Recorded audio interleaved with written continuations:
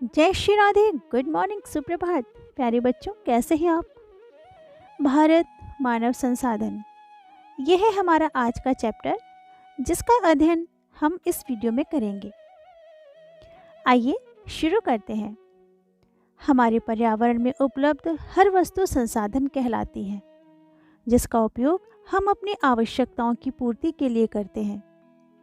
जिस वस्तु के द्वारा हम कोई कार्य करते हैं उसे साधन कहते हैं। जैसे पढ़ने लिखने के लिए हम किताब, कॉपी, पेन आदि का प्रयोग करते हैं, तो ये सब पढ़ने के साधन है। इन्हें हम शैक्षिक साधन कहते हैं। मानव स्वयं एक महत्वपूर्ण साधन है। मानव को संसाधन क्यों कहा जाता है, आइए जानें। किसी भी देश का विकास वहाँ पर रहने वाले कर्मठ, योग्य एवं कुशल नागरिकों पर निर्भर करता है। जब किसी देश में पर्याप्त संख्या में व्यावसायिक एवं तकनीकी प्रशिक्षित लोग होते हैं तो उस देश का आर्थिक विकास तेजी से होता है। यदि विकास की तुलना में अन्य संसाधनों का उपयोग करने वालों की संख्या अधिक बढ़ती जाती है तो देश समृद्ध नहीं हो सकता एवं अनेक प्रकार की समस्याएं उत्पन्न हो जाती हैं। बढ़ती हुई जनसंख्या किसी भी देश के लिए चिंता का विषय होती है। यदि वहाँ के लोग कुशल एवं योग्य हैं तो उस देश के लिए उपयोगी संसाधन बन जाते हैं। जनसंख्या की इस स्थिति को अनुकूलतम जनसंख्या की स्थिति कहा जाता है। जनसंख्या की वह स्थिति जो देश में उपलब्ध भूमि, सुविधाओं एवं अन्य प्राकृतिक संसाधनों पर दबाव न डालती हो, अनुकूलतम जनसंख्या कहलाती है। प्यारे बच्चों, प्रतिकूलतम जनसंख्या की स्थिति से किसी भी देश में उपलब्ध संसाधनों की क्षमता से अधिक होगी तो वहाँ के विकास में बाधक होगी। प्यारे बच्चों, जनसंख्या वृद्धि के कारण अर्थव्यवस्था पर प्रतिकूल प्रभाव पड़ता है। बेरोजगारी, पर्यावरण का अवनयन, आवासों की कमी, निम्न जीवन स्तर जैसी समस्याएं जुड़ी रहती हैं। अगर किसी देश की जनसंख्या वहाँ पर उपलब्ध संसाधनों की क्षमता से अधिक होगी तो वहाँ के विकास में बाधक होगी। आइए अब हम पढ़ते हैं भारत की जनसंख्या के बारे में। वर्ष 2011 में भारत की कुल जनसंख्या लगभग 121 करोड़ थी। विश्व में चीन के बाद सबसे अधिक जनसंख्या हमारे देश की ही है। 1951 से 1981 की अवधि में जनसंख्या की निरंतर और तीव्र वृद्धि हुई। इसका कारण खाद्यान्न आपूर्ति तथा चिकित्सीय सुविधाओं में सुधार होना रहा, जिससे मृत्यु दर में कमी आई।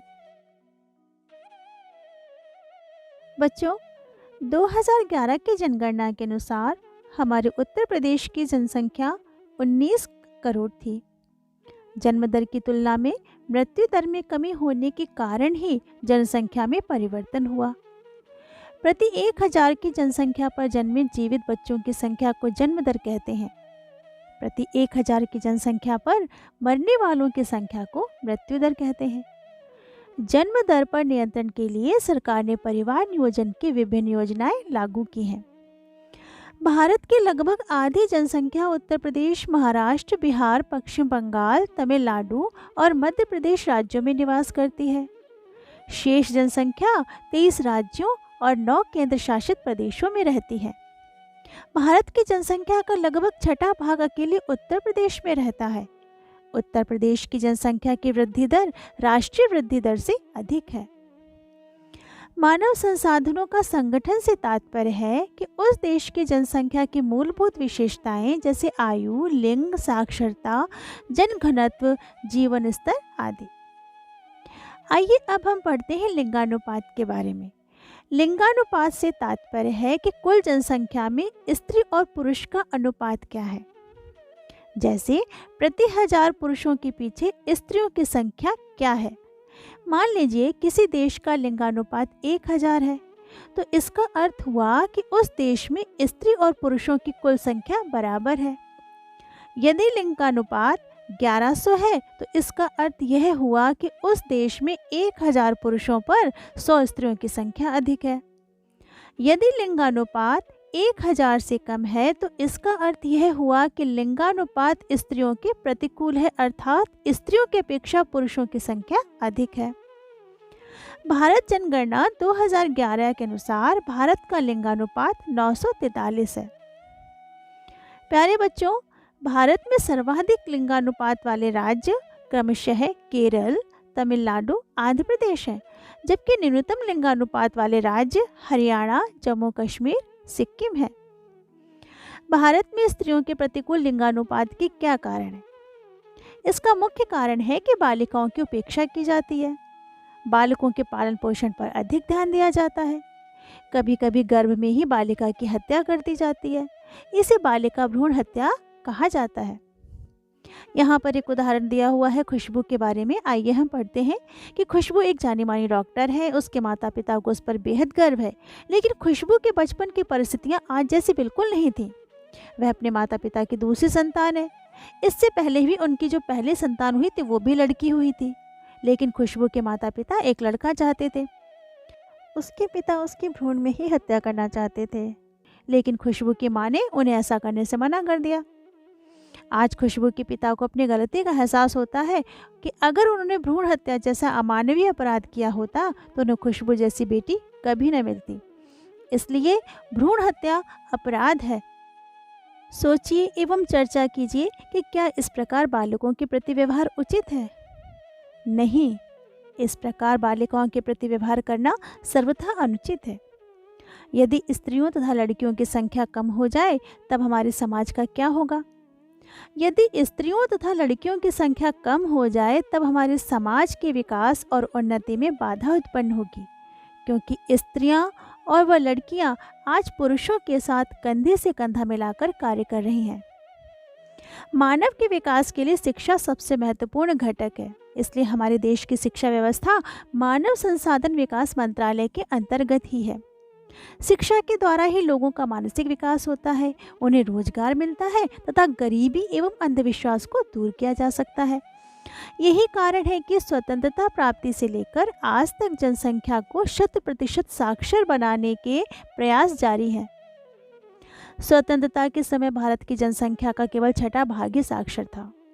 वर्ष 2011 में देश की 73% जनसंख्या साक्षर हुई है, जबकि उत्तर प्रदेश की जनसंख्या केवल 67.7% ही साक्षर है।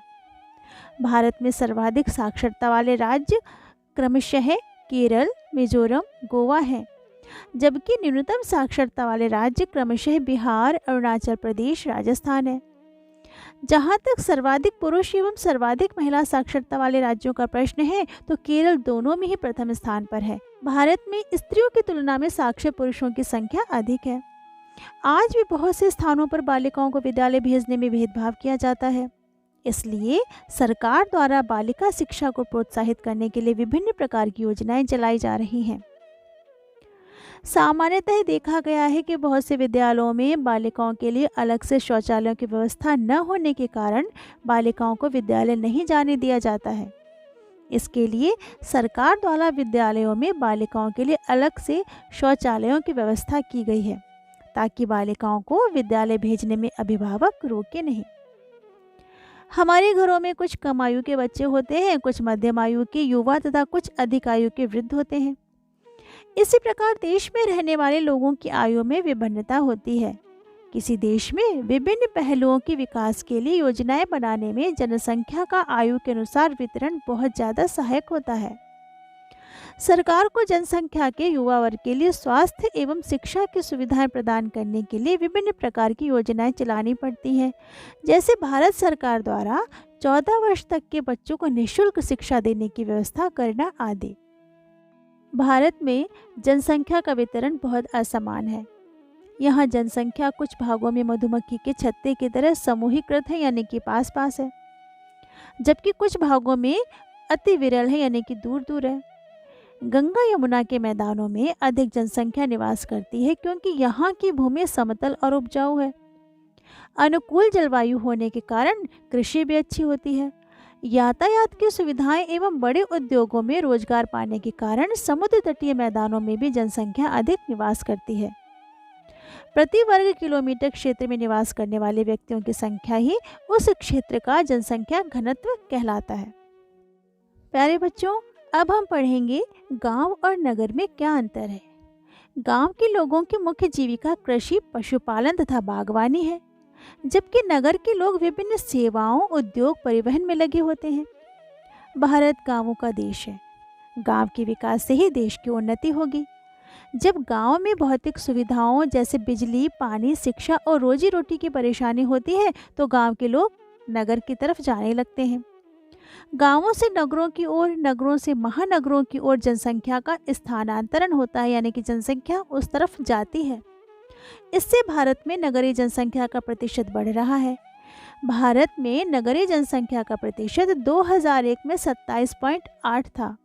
यह 2011 की जनगणना के अनुसार बढ़कर 31.2% हो गया है। भारत जैसे विकासशील देश में औद्योगिकरण होने के कारण आर्थिक विकास हो रहा है। फलस्वरूप नगरीकरण भी बढ़ रहा है। औद्योगिकरण में वृद्धि के कारण ग्रामीण जनसंख्या का स्थानांतरण नगरों की ओर होने से नगरीकरण में तीव्र वृद्धि हो रही है। किसी स्थान विशेष को छोड़कर जनसंख्या के अन्यत्र चले जाने को जनसंख्या का स्थानांतरण कहते हैं। हमारे देश के लोग उद्योग धंधों को लगाने और रोजगार प्राप्त करने के लिए बाहर के देशों में भी बड़ी संख्या में गए हैं। अब हम पढ़ेंगे जनसंख्या वृद्धि के बारे में। भारत की जनसंख्या की एक मुख्य विशेषता है कि इसकी तीव्र वृद्धि हो रही है। चीन के बाद विश्व में भारत दूसरा सर्वाधिक जनसंख्या वाला देश है। यहाँ विश्व के लगभग 2.4 क्षेत्रफल में 16.7% जनसंख्या निवास करती है। भारत में प्रतिवर्ष औसतन 1.64% की दर से जनसंख्या बढ़ रही है। अगर भारत की जनसंख्या इसी प्रकार बढ़ती गई तो आने वाले समय में अर्थव्यवस्था पर प्रतिकूल प्रभाव पड़ेगा। बेरोजगारी, आवासों में कमी, निम्न जीवन स्तर जैसी समस्याएं जुड़ेंगी।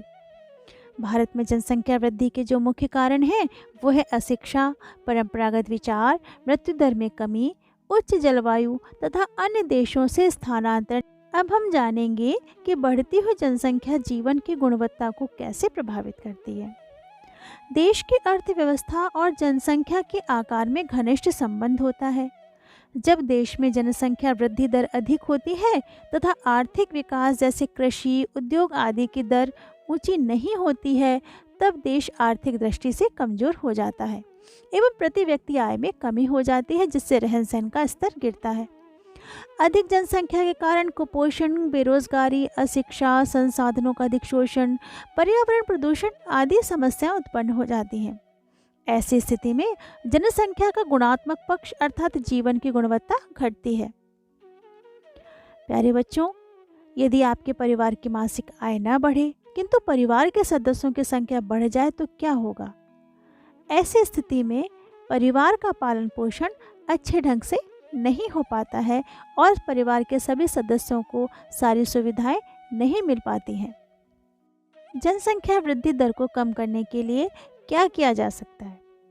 जनसंख्या वृद्धि दर को कम करने के लिए प्राथमिक स्वास्थ्य केंद्रों, जिला अस्पतालों में परिवार नियोजन हेतु सुविधा एवं प्रोत्साहन देना, जनसंख्या से संबंधित सूचनाओं को समाचार पत्रों, रेडियो व दूरदर्शन पर विज्ञापन, प्रचार व प्रसार कराना, जनसंख्या वृद्धि दर कम करने के लिए नीतियां बनाना एवं परिवार नियोजन कार्यक्रम को प्रोत्साहित करना, जनसंख्या की गुणवत्ता बनाने तथा जीवन स्तर ऊंचा करने के लिए अनेक उपाय करना, जैसे शिक्षा का विकास, सार्वजनिक सुविधाओं का विस्तार, पौष्टिक आहार का वितरण, टीकाकरण, पल्स पोलियो अभियान आदि कल्याणकारी योजनाएं चलाना।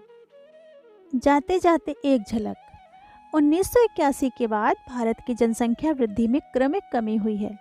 जनसंख्या में कमी की प्रवृत्ति जनसंख्या को कम करने के सरकारी प्रयत्नों एवं लोगों के छोटे परिवार के प्रति बढ़ती सोच के कारण हुई है। आज आपने पढ़ा संसाधन और जनसंख्या वृद्धि। इस प्रकार हमारा यह चैप्टर कंप्लीट हुआ। हम मिलेंगे आपसे नेक्स्ट वीडियो में इस चैप्टर के क्वेश्चंस आंसर्स के साथ। तब तक पढ़ाई करते रहिए, अपना ध्यान रखिए। Bye bye. जय जय श्री राधे।